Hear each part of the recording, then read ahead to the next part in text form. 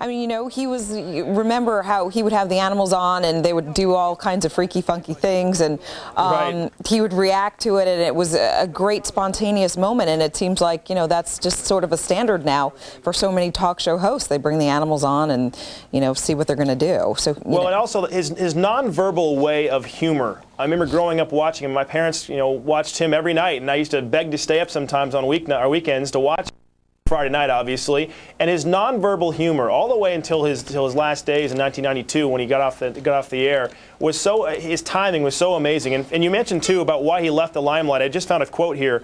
An interview in 1993, he explained his absence from television after leaving The Tonight Show. He says, quote, "I have an ego like anybody else." This is to the Washington Post.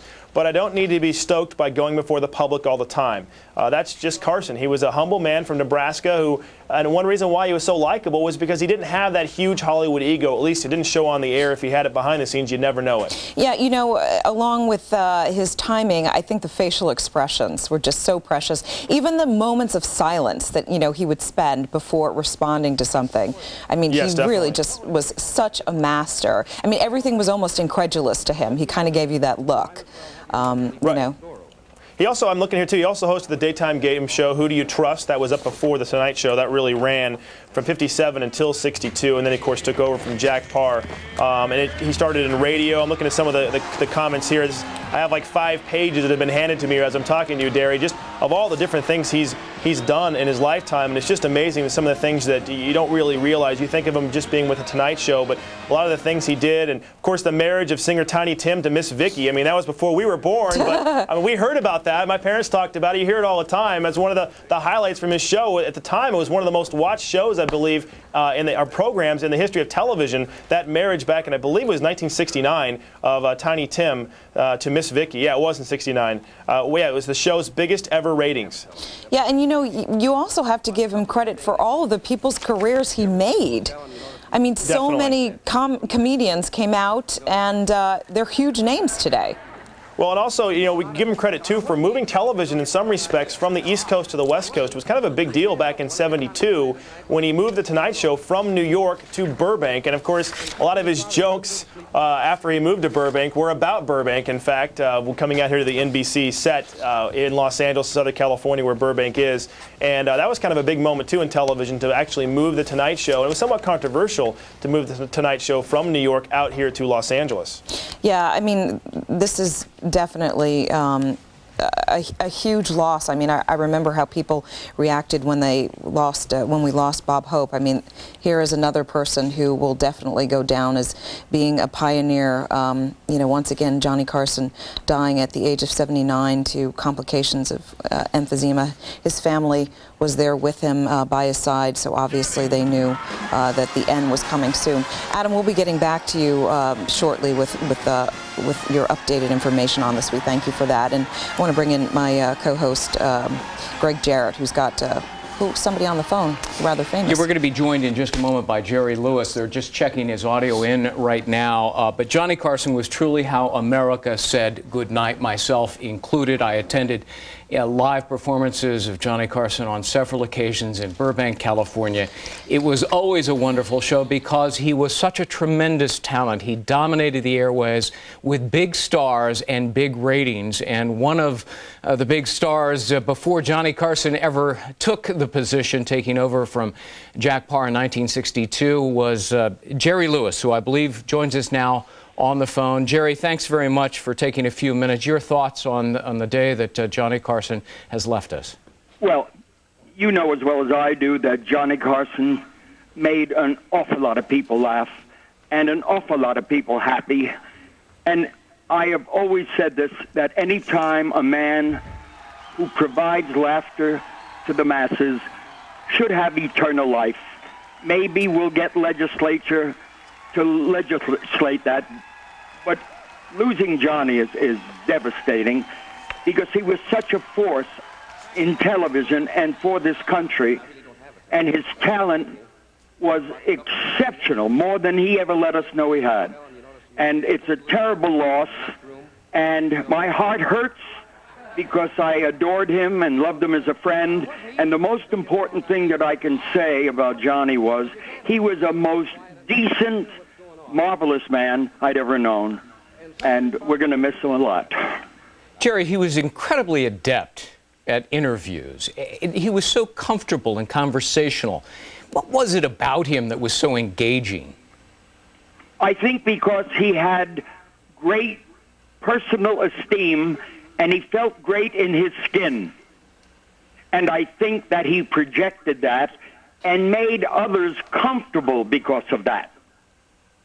Over the years, he hosted more than 22,000 guests, from celebrities to animals to everyday people to stars such as yourself. And it always struck me when I watched his performances, both live at the studios in Burbank, but always at night, was that he didn't seem to have an ego himself, did he?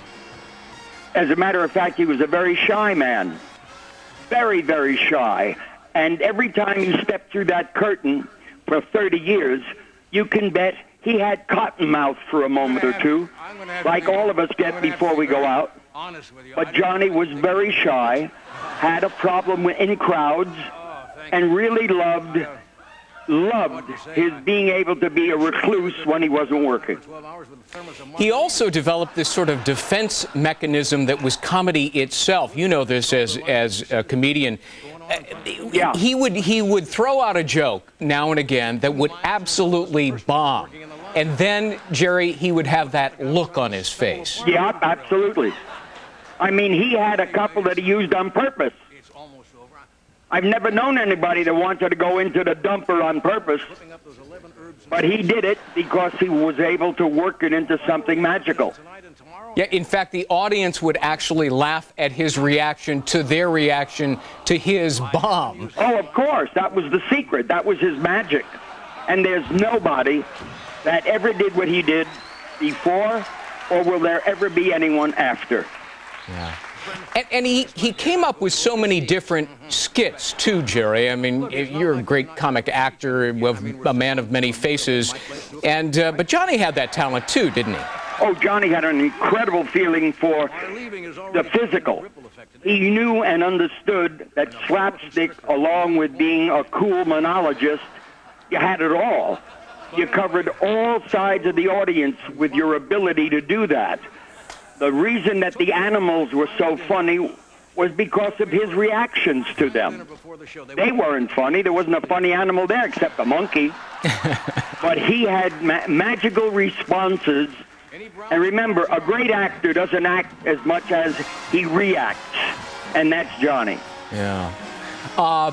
Is it true that all kinds of people, including stars, would, fall all over each other trying to get on his show? Absolutely. It was a tremendous place to be. First of all, to be in Johnny's company was a magical moment. And the audience that was watching loved anyone that Johnny loved. It was a very curious kind of a metamorphosis of one kind or another, where if Johnny loved you, the audience loved you. If Johnny had trouble with a guest because they were just being stupid or inane, he had a way of letting an audience know this is as best it's going to get, and they would respond.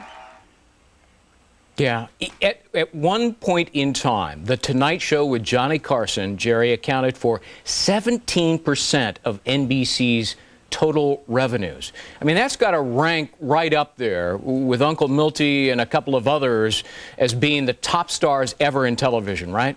Well, I've talked to the Sarnoff boys on many occasions about that. Were it not for Johnny, NBC could easily be Westinghouse today. Is that right? Yep. He kept that network alive. Explain, for people who don't know. Well, remember that he, as big as he was getting, the fees for sponsorships were getting stronger and higher. The more audience that Johnny pulled, which he did constantly, it kept growing and growing and getting bigger and bigger. All kinds of commercials were begging to get on that show. And NBC couldn't handle them all. So it became a very, very wonderful place to be for your product. Mm-hmm.